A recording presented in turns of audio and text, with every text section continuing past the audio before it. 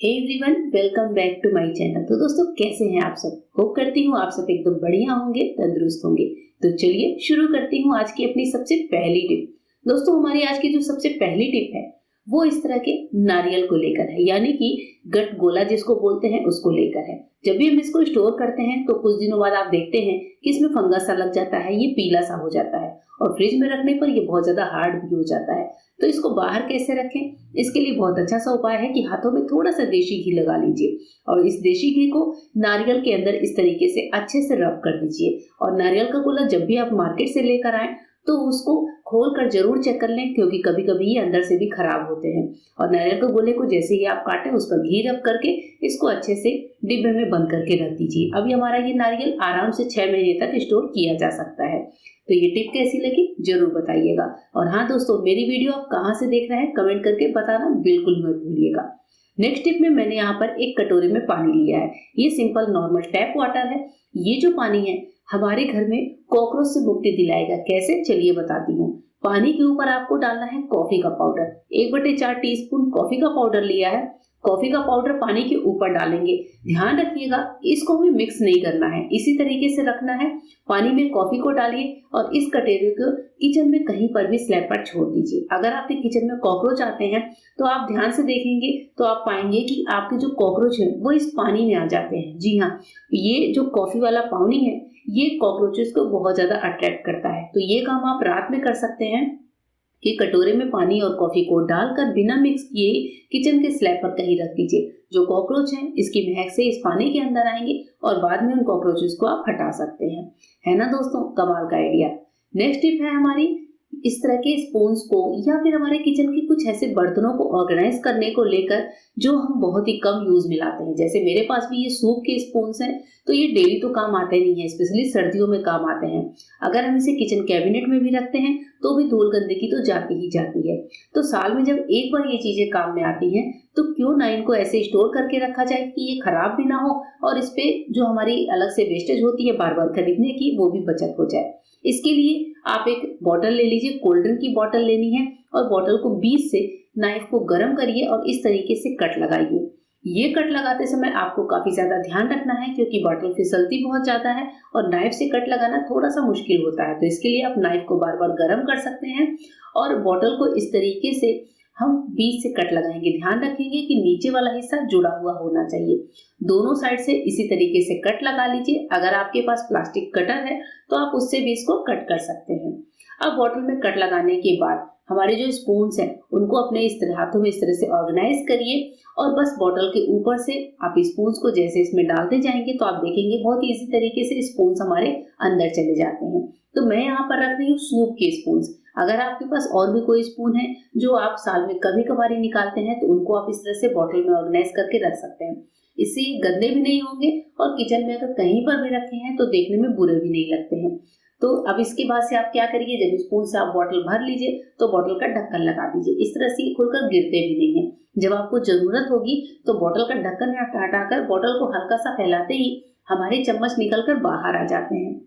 बहुत ही इजी तरीका है दोस्तों अपनी चीजों को स्टोर करके रखने का। इस तरीके से आप अपने किसी भी चीज को ऐसे ऑर्गेनाइज करके रख सकते हैं। होप करती हूँ ये वाली टिप आपको पसंद आई होगी। तो चलिए देखते हैं हमारी आज की नेक्स्ट यूजफुल टिप कौन सी है।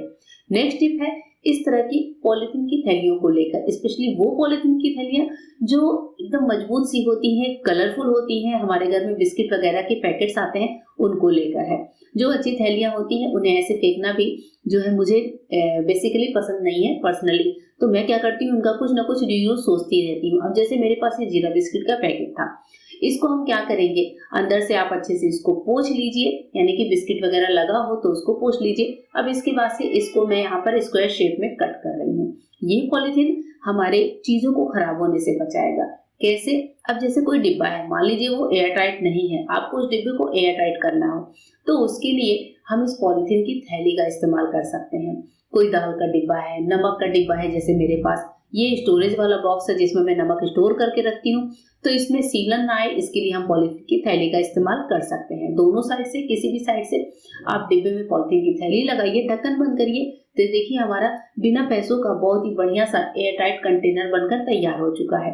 किचन के ऐसे डिब्बे जिनको आप बहुत कम इस्तेमाल में लाते हैं, चीजों को स्टोर करके रखते हैं, उनमें आप पॉलिथीन की थैलियों का इस्तेमाल कर सकते हैं। इसके अलावा जैसे कुछ हमारे अचार के कंटेनर्स होते हैं, बारिश के दिन में उन पर भी आप इस तरीके से पॉलिथीन लगाकर अपने अचार को स्टोर कर सकते हैं। तो ये अचार खराब भी नहीं होंगे और पॉलिथीन की थैलियों का अच्छा सा इस्तेमाल भी हो जाएगा। जब थैलियां गंदी हो जाए तब इनको आप हटा सकते हैं। तो देखिए मैंने अचार भी स्टोर किया, नमक भी स्टोर किया। तो आपको ये आइडिया कैसा लगा जरूर बताइएगा। नेक्स्ट टिप है हमारे जो वॉचेस होते हैं उनके जो बैंड होते हैं, जैसे स्पेशली स्मार्ट वॉच के जो बैंड आजकल आते हैं, ये सिलिकॉन के बने हुए होते हैं। तो इनको हम क्लीन करना हो तो या तो हम पूरा निकालें, अदरवाइज इन पर पानी डालने से हमारे वॉचेस खराब हो जाते हैं। तो इनकी क्लीनिंग के लिए बहुत आसान सा उपाय है कि आप ले लीजिए कोलगेट का पेस्ट या फिर कोई सा भी व्हाइट पेस्ट आप ले सकते हैं। थोड़ा सा पेस्ट दोनों साइड लगा लीजिए। अब जैसे इस स्मार्ट वॉच की जो बैंड है वो थोड़ी सी जो ग्रे कलर से ब्लैकिश में हो रही थी, तो इसकी क्लीनिंग मैं आपको करके दिखा रही हूँ। तो यहाँ पर आप क्या करेंगे, कोई ब्रश ले लीजिए, टूथब्रश साफ, और पेस्ट को अच्छे से फैला दीजिए।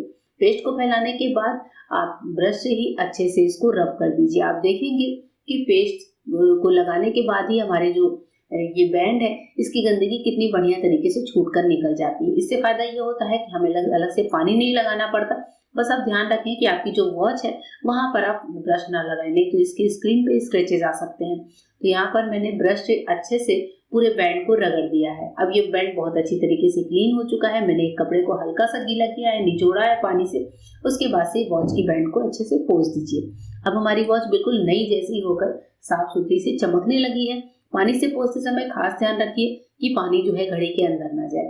तो इस तरीके से हम अपने वॉचेस को घर में जो रखे होते हैं उनको बहुत अच्छे से क्लीन कर सकते हैं।